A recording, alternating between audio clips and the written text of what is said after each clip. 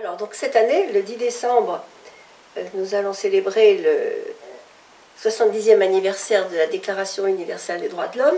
Je pense qu'il faut rappeler quelle était l'originalité de ce texte, parce qu'il y a eu énormément de déclarations de droits. Ça remonte à Cyrus, à la Magna Carta en 1215, à la déclaration d'indépendance des États-Unis, la déclaration de 89. Enfin, il y a eu énormément de déclarations, y compris dans la constitution corse de Paoli.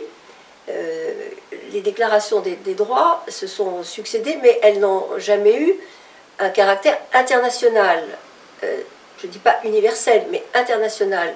L'originalité de la déclaration de 48, c'est qu'elle est internationale et qu'elle comprend non seulement des droits civils et politiques, mais des droits socio-économiques et culturels. Donc elle a cette double originalité d'être donc internationale et contenant des droits sociaux. Alors, elle n'a été qu'un point de départ, c'est une déclaration. Ensuite, elle a donné lieu à des traités.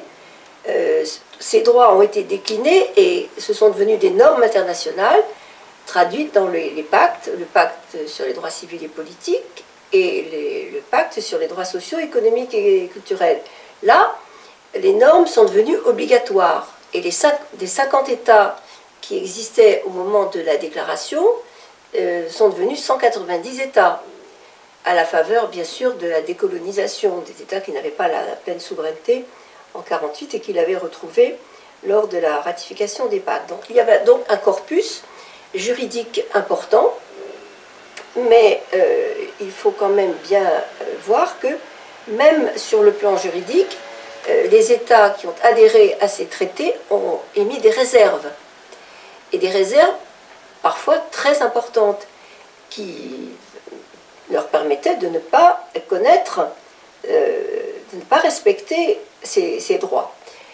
Mais depuis 50 ans, les juridictions internationales se sont multipliées, les conventions se sont multipliées, donc le corpus juridique s'est développé et les protections juridiques sont devenues de plus en plus importantes. Mais pour autant, les protections de fait n'ont pas augmenté.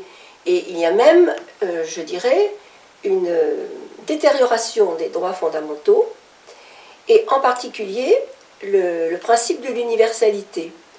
Et je pense que l'occasion de cet anniversaire sera de rappeler ce qu'est l'universalité. L'universalité, ça ne veut pas dire que c'est applicable à l'univers. Ça veut dire que le droit s'applique à tous, à toute personne, parce qu'elle est un être humain, indépendamment de son milieu social, de son milieu culturel et du régime politique. Et ça, c'est quelque chose qui est extrêmement insidieux, et ce n'est pas une violation des droits, c'est toute une série de personnes ou de territoires qui sont complètement en dehors du droit. Par exemple, je parlerai de Mayotte. La France est favorable au principe d'universalité. À Mayotte, l'universalité se gagne de jour en jour, parce qu'il y a encore des dispositions de statut personnel qui sont parfaitement contraires aux droits fondamentaux et qui font que les femmes, les enfants, le statut matrimonial, l'héritage sont encore échappent au corpus juridique français. La même chose au Canada, avec ce qu'on appelle les accommodements raisonnables.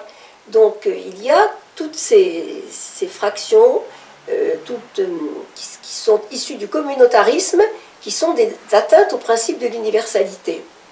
Donc je pense que ce 70e anniversaire doit être une occasion de rappeler l'existence de ce qui est positif, le bilan positif, et de quand même attirer l'attention de la société civile, des sociétés civiles dans tous les États membres, sur le caractère parfaitement insidieux de certaines zones de non-droit dans lesquelles les droits fondamentaux non seulement ne sont pas respectés, mais sont ignorés et n'existent pas.